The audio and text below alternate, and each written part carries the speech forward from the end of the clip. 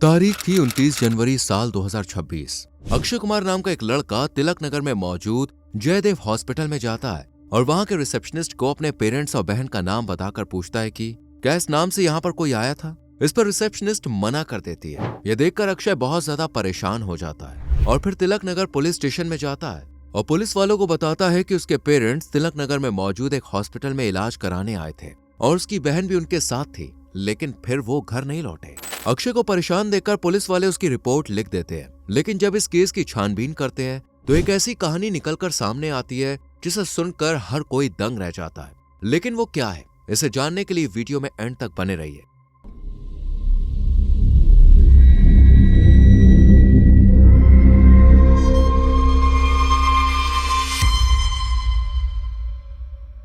इस case file की शुरुआत होती है कर्नाटक के विजयनगर के कोट्टूर कस्बे से, जहां अक्षय कुमार नाम का एक शख्स अपनी फैमिली के साथ रहा करता था। उसकी फैमिली में उसके पिता भीमराज, मां जयलक्ष्मी और बहन अमृता थी। ये छोटा सा परिवार काफी खुशहाल था, जो मूल रूप से चित्रदुर्ग जिले के नायकनहट्टी गांव का रहने वाला था। लेकिन काम के सिलसिले में वो लोग कई सालों से लगातार अपनी जगह बदल रहे थे। पहले वो चित्रदुर्ग में रेडीमेड कपड़ों की दुकान चलाते थे, लेकिन वो कुछ खास जम नहीं पाए, इसलिए परिवार बेल्लारी और फिर दावणगेरे में जाकर रहने लगा।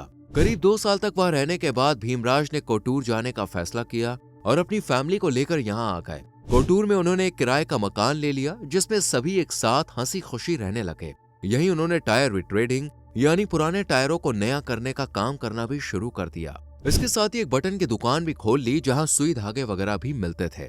दुकान तो अच्छी चल ही रही थी, साथ ही परिवार में चल रही पैसों की तंगी भी अब कम हो गई थी। सब कुछ ठीक ठाक चल रहा था। इसी दौरान तारीख आती है 29 जनवरी साल 2026, जब अक्षय कुमार बेंगलुरु के तिलक नगर पुलिस स्टेशन में जाता है और घबराहट और डर के साथ हाँफते हुए पुलिस को बताता है कि साहब, तिलक नगर में मौजूद जयदेव हॉस्पिटल में मेरे माता पिता इलाज कराने आए थे। उनके साथ मेरी माँ भी थी और बहन भी, लेकिन वो घर लौटकर नहीं आए। तब पुलिस अक्षय कुमार से कहती है कि उसे पहले हॉस्पिटल में जाकर एक बार पता करना चाहिए था, हो सकता है कि उसकी फैमिली वहीं पर हो। ये सुनकर अक्षय उन्हें बताता है कि पुलिस स्टेशन आने से पहले वो जयदेव हॉस्पिटल गया था और वहां पहुंचने के बाद उसने रिसेप्शनिस्ट से पूछा था कि भीमराज नाम का कोई पेशेंट इस हॉस्पिटल में आया था, जिसकी उम्र करीब 52 साल के आसपास है और उनके साथ 2 और महिलाएं भी थी, जिनमें से एक उसकी बहन अमृता है, जिसकी उम्र करीब 17 साल है। वहीं दूसरी उसकी माँ जयलक्ष्मी है, जो 50 साल के आसपास है। उनमें से अगर किसी को भी रिसेप्शनिस्ट ने देखा हो या नाम दर्ज हो तो वो अक्षय को बता दे। ये सुनकर रिसेप्शनिस्ट कंप्यूटर पर इन 3 नामों को सर्च करती है,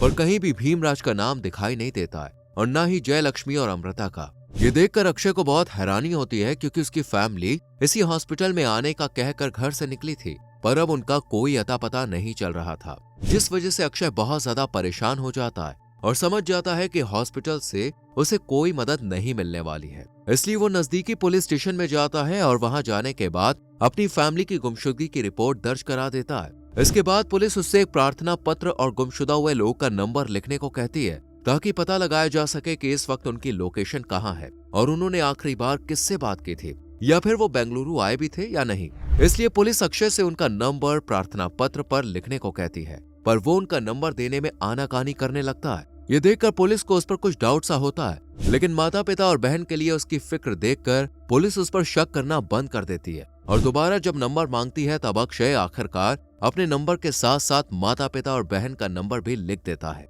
जिसके बाद पुलिस उसे यहाँ से जाने के लिए कह देती है और इन सभी नंबरों को सर्विलांस पर लगा देती है। हालांकि सिर्फ गुमशुदा हुए 3 लोग के ही नंबर सर्विलांस पर लगाने थे, लेकिन अक्षय अपना भी नंबर उन्हीं के साथ लिख गया था, इसलिए पुलिस को समझ में नहीं आता कि कौन सा नंबर किसका है। इसी उलझन में वो चारों नंबरों को ही सर्विलांस पर लगा देती है, पर पुलिस को ये नहीं पता था कि उनका ये एक मामूली सा कदम इस केस की दिशा को ही बदलने वाला है।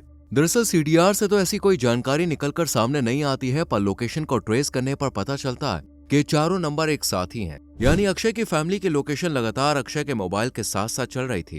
ये देखकर पुलिस का शक यकीन में बदलने लगता है कि जरूर इस केस में अक्षय का हाथ है। इसलिए पुलिस उसको पुलिस स्टेशन बुलाती है और अक्षय से पूछती है कि अगर उसके परिजन गायब हैं तो उनके फोन की लोकेशन उसके साथ क्यों आ रही है। साथ ही पुलिस अक्षय से ये भी पूछती है कि तुम्हारी फैमिली कब गायब हुई थी, किस वक्त घर से निकली थी, उनसे जुड़ी एक एक बात हमें डिटेल में बताओ।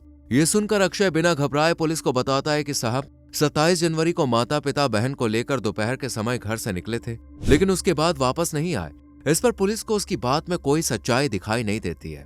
इसलिए पुलिस अक्षय से एक के बाद एक सवाल करती रहती है, जिस वजह से वो अपने ही जवाबों में उलझता चला जाता है और बयान बदलने लगता है। साथ ही पुलिस को इसलिए भी अक्षय पर डाउट हो रहा था कि वो सिर्फ एक एफआईआर कराने के लिए 300 किलोमीटर दूर आया था।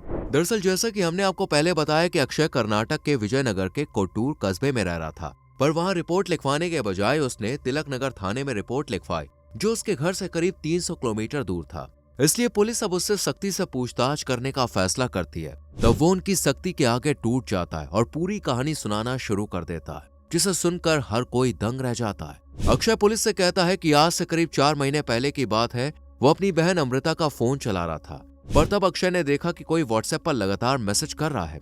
ये देखकर अक्षय को कुछ अजीब लगता है, इसलिए वो व्हाट्सएप खोलता है और उसमें लिखे मैसेजेस को देखने लगता है, जिन्हें पढ़ने के बाद अक्षय को ये समझते देर नहीं लगती है कि उसकी बहन का किसी से अफेयर चल रहा है। इसी दौरान वो लड़के की प्रोफाइल भी देखता है जो गैर समुदाय से ताल्लुक रखता था।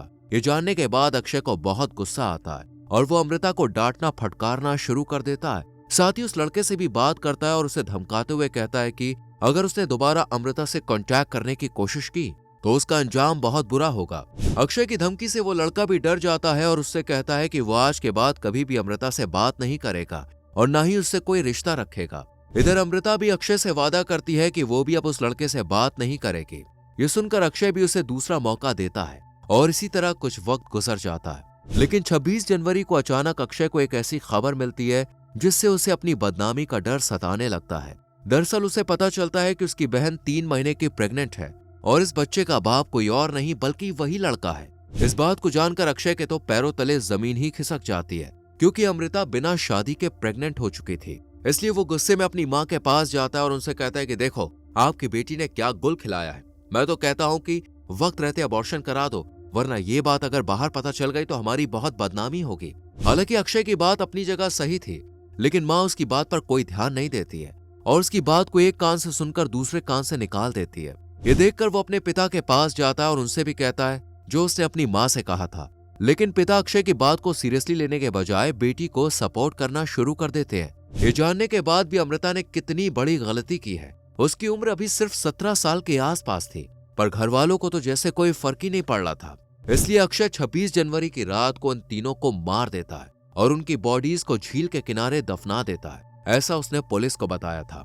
अक्षय का बयान सुनने के बाद पुलिस उसे लेकर झील के किनारे आती है और अक्षय की निशानदेही पर गड्ढा भी खुदवाती है, लेकिन वहां से उन्हें कुछ भी बरामद नहीं होता है। ये देखकर पुलिस समझ जाती है कि अक्षय उन्हें गुमराह करने की कोशिश कर रहा है। वो पुलिस को लगातार यहाँ वहां घुमाता रहता है, जिस वजह से वक्त बीतने लगता है। जबकि पुलिस इस केस को जल्द से जल्द सुलझाना चाहती थी, इसलिए उन्होंने फैसला किया कि वो अब अक्षय से दोबारा से सख्ती से पूछताछ करेगी और पुलिस ऐसा ही करती है। वो जब अक्षय से सख्ती से सवाल जवाब करती है तब वो फिर से वही कहानी सुनाता है जो उसने पहले सुनाई थी। वो बार बार पुलिस से यही कहता है कि उसने इन तीनों को मारकर वहीं दफनाया है, क्योंकि उसे पता चल गया था कि उसकी बहन प्रेग्नेंट है। और जब उसने अपने माता पिता से उसके अबॉर्शन कराने को कहा तो वो उल्टा अक्षय पर भड़कने लगे, जबकि उन्हें अमृता को समझाना चाहिए था, उसे डांट फटकार लगानी चाहिए थी। लेकिन उन्होंने ऐसा नहीं किया, बल्कि वो अक्षय को मारने पीटने लगे। इसलिए उसने गुस्से में चाकू उठाया और उस चाकू से पहले अपने पिता के ऊपर हमला किया, फिर अपनी मां पर भी हमला किया और दोनों की जान ले ली। उसने उन दोनों की बॉडीज को घर के अंदर छुपा दिया और बहन का इंतजार करने लगा, जो मार्केट गई हुई थी। जैसे ही वो घर लौट के आती है तो अपने भाई पर पागलपन सवार देखकर वो घबरा जाती है और अपने पेरेंट्स को देखने लगती है, जो उसे कहीं भी दिखाई नहीं दे रहे थे। इससे पहले कि वो अक्षय से कुछ कह पाती, वो अमृता के पास आता है और उससे कहता है कि मेरे पास तुम्हारे लिए एक तोहफा है। इतना कहने के बाद वो अमृता को उसी कमरे में ले जाता है जहां उसके पेरेंट्स की बॉडी पड़ी हुई थी। अपने पेरेंट्स को इस हाल में देखकर अमृता की तो सांसें ही अटक जाती हैं। वो अक्षय से उन्हें मारने की वजह पूछ पाती, इससे पहले ही वो चाकू से उस पर भी हमला करना शुरू कर देता है और उसकी जान भी ले लेता है। इसके बाद अक्षय उसकी बॉडी को भी माता पिता की बॉडीज के साथ ही छुपा देता है, जबकि खुद सबसे पहले नहाता है और फिर कपड़े बदल लेता है और उन पुराने कपड़ों को जिन पर धब्बे लग गए थे उन्हें जला देता है, ताकि पुलिस को कोई सबूत न मिले। इसी तरह रात का वक्त गुजर जाता है और अगले दिन यानी 27 जनवरी को अक्षय बाजार जाता है और वहां से कटर मशीन और ग्राइंडर मशीन किराए पर लेकर आता है। जिसके बाद वो उसी कमरे में जाता है जहां तीनों की बॉडी पड़ी हुई थी।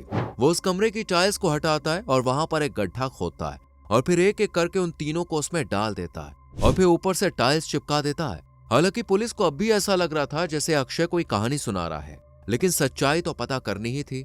इसलिए पुलिस तिलक नगर से करीब 300 किलोमीटर दूर अक्षय के घर जाती है। उसके साथ मजिस्ट्रेट भी होते हैं और ये सभी वहां पहुंचने के बाद देखते हैं कि घर का पालतू कुत्ता लगातार वहीं बैठकर रो रहा है।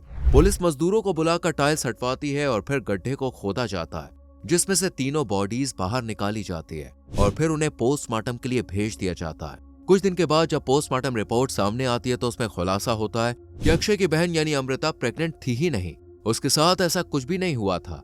ये जानने के बाद पुलिस समझ जाती है कि अक्षय झूठ बोल रहा है, इसलिए अब उससे तीसरी बार पूछताछ की जाती है। इस बार पुलिस सब सच बताने को कहती है कि आखिर उन तीनों को मारने की असली वजह क्या थी। तब अक्षय बताता है कि उसके पिता ने दावणगेरे में एक घर बनवाया था, जिसे उन्होंने बाद में 1 करोड़ 50 लाख में बेच दिया था, जिसमें से 50 लाख तो उन्होंने अमृता की शादी और उसकी पढ़ाई के लिए रख दिए, और उन्होंने अक्षय को कुछ भी नहीं दिया क्योंकि वो शराब का आदी था। इसलिए पेरेंट्स को लगा कि अगर उन्होंने उसे पैसे दे दिए तो उन्हें भी शराब में उड़ा देगा। इसी वजह से अक्षय को एक कौड़ी भी नहीं थी, जबकि वो बार बार अपना हिस्सा मांग रहा था। लेकिन जब परिवार उसकी एक भी नहीं सुनता तो वो सभी पैसों को अपने नाम करने के लिए तीनों की जान ले लेता है और एक ऐसा ड्रामा करता है जैसे उसे कुछ पता ही नहीं है। साथ ही हॉस्पिटल में अपनी फैमिली के बारे में पता करने और पुलिस स्टेशन में फर्जी रिपोर्ट लिखवाने का खेल खेलता है, लेकिन पुलिस उसकी सभी चालाकियों को भांप लेती है। फिलहाल अक्षय पुलिस की हिरासत में है। इसके साथ ही उसके चाचा वसंत कुमार को भी गिरफ्तार किया गया है। दरअसल उन पर आरोप है कि उन्होंने ही अक्षय को इस वारदात को अंजाम देने के लिए उकसाया था। अब देखना है कि अक्षय को क्या सजा मिलती है। वैसे आपको क्या लगता है, ऐसे बेटे को क्या सजा दी जानी चाहिए जिसने पैसों के लिए अपने पूरे घर को मार दिया?